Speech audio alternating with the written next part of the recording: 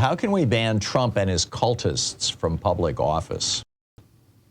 And, you know, Donald Trump conceived and led an insurrection against the United States of America. I don't think anybody could dispute that. You know, trying to stop the certification of the vote that Joe Biden won by 7 million votes and, you know, just crushed Trump in the Electoral College as well, by the way. Trying to stop that certification of that election is, by any dictionary definition, an insurrection. It's an attempt to overthrow a government or to change a government. So there is this clause in the 14th Amendment. We talked about this many times, Section 3 of the 14th Amendment. It says, no person shall be a senator or representative in Congress or elector of president and vice president or hold any office, civil or military, under the United States or under any state who, having previously taken an oath, shall have engaged in insurrection or rebellion against the same or given aid or comfort to the enemies thereof. No person. And, you know, they tried to stop Marjorie Taylor Greene from running for re-election in Cobb County, Georgia. And she testified in her own defense, and over 80 times when asked about specific instances when it appeared that she participated in an insurrection, in a rebellion, over 80 times she said, I don't remember. Excuse me. Just sneezed there. And there it goes again. And the result of that was that, you know, she got whatever. She won the case. She got to run for re-election. But down in New Mexico, there was this guy, Coy Griffin. He was the founder of a group called Cowboys for Trump. It's a, you know, a far-right white supremacist group. He actually was elected county commissioner in New Mexico. And but after he got arrested at the Capitol in the midst of the insurrection, somebody sued at the county level before a county judge, and the judge said, nah, you tried to overthrow your government. You're not eligible to be a county commissioner. And he got kicked out. And so now I suggest it's time to do the same with Trump. I mean, this is, and do it in as many states as possible. Now, this is happening at a couple of levels. At the federal level, there is legislation that has been proposed by Jamie Raskin in the House, and there's a companion piece in the Senate, that says explicitly Donald Trump inspired, incited, and led an insurrection against the United States of America, and therefore is ineligible to seek re-election for president. And if Congress was to pass that law, of course, it would have to get out of the House of Representatives, which is controlled by Kevin McCarthy, who's not going to pass such a law. But if Congress was to pass such a law, it could be cited and used to, I mean, that would be it, right? Now, of course, there would be an appeal to the Supreme Court. And nobody knows exactly what would happen with the Supreme Court, given that there's 6 right-wing whack jobs on the court, you know, at least 4 or 5 of whom are so corrupt and so corrupted by right-wing billionaires who, frankly, don't want democracy in America either, that, you know, it's hard to predict the outcome. But so there's that federal effort. But the thing that I find fascinating about this is that Coy Griffin, the guy who was kicked out in New Mexico, was kicked out at the county level. So, you know, if you want to go after somebody who is a member of the House of Representatives who was a Trump humper, you could do it at the county level in your local county. You know, typically a congressional district makes up a couple of counties, but if you knock out one county and they can't be on the ballot in that county, that's typically enough, right? And similarly, if we could get Trump banned at the state level, which again, I think would be possible in some of the swing states. I doubt you could pull it off in Georgia because of Brian Kemp and Brad Raffensperger, you know, who are both actively right now purging from the voting rolls, mostly black people in Atlanta and in other largely majority black cities in Georgia.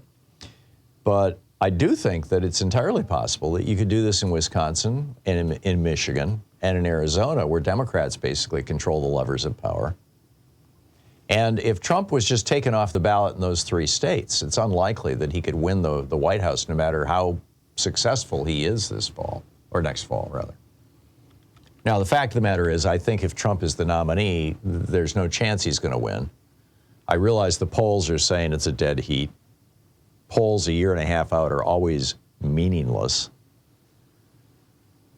They kind of give you an indication of, what people are paying attention to, sort of. But the fact of the matter is that most voters who are actually going to determine the outcome of an election, these are the low information, so-called swing and independent voters, the people who basically are just, right now, when they're driving in their car, they're listening to music, if they're listening to anything.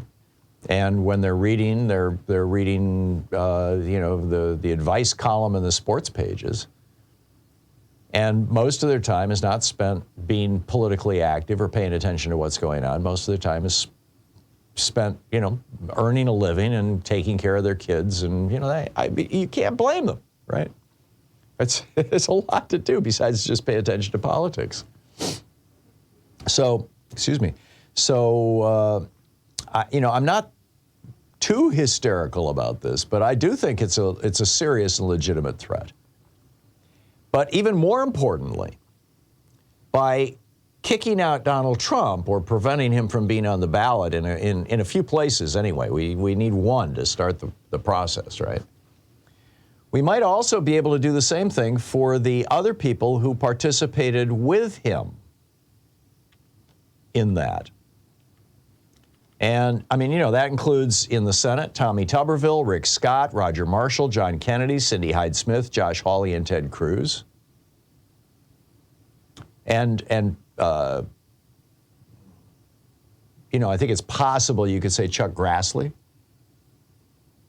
And in the House, Andy Biggs, Scott Perry, Paul Gosar, Mo Brooks, Matt Gaetz, Louis Gohmert, and Lauren Boebert, at the very least. And why not try Marjorie Taylor Greene again, too?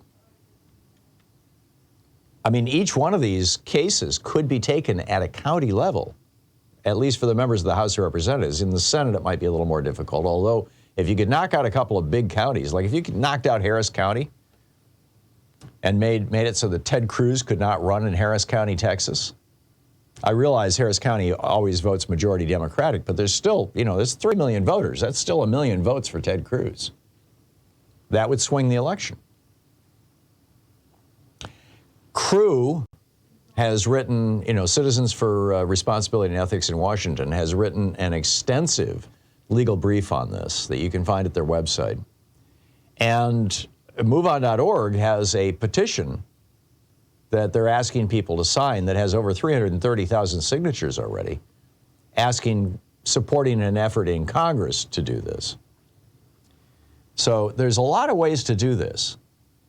And I would suggest that, number one, go over to moveon.org and sign their petition. Number two, go to Crew's website, crew.org, I believe is their website. Let me just double check and get that right. No, it's citizensforethics.org, citizensforethics.org. Go over there and check that out. Call your federal officials and let them know your opinion. That would be your 2 senators and your member of the House of Representatives. That number is 202-224-3121. That gets you to the U.S. Capitol. And call your state Secretary of State. I called the media person for our Secretary of State here in Oregon, because Oregon is one of the states where a lawsuit has been filed to keep Donald Trump off the ballot. It's been filed in 9 states now. And, I called to encourage our Secretary of State to do this. They never called me back, but I think it's a start, and I think it's an important thing. So these are the things that we all can do, right? Take a step, speak out, try to keep not just Trump, but the whole collection of fascists. And that's what they are. This is not name calling. These are people who believe in strongman authoritarian government, which is what fascism essentially is. To keep the fascists off the ballot. Let's do it. Let's do it. We'll be right back.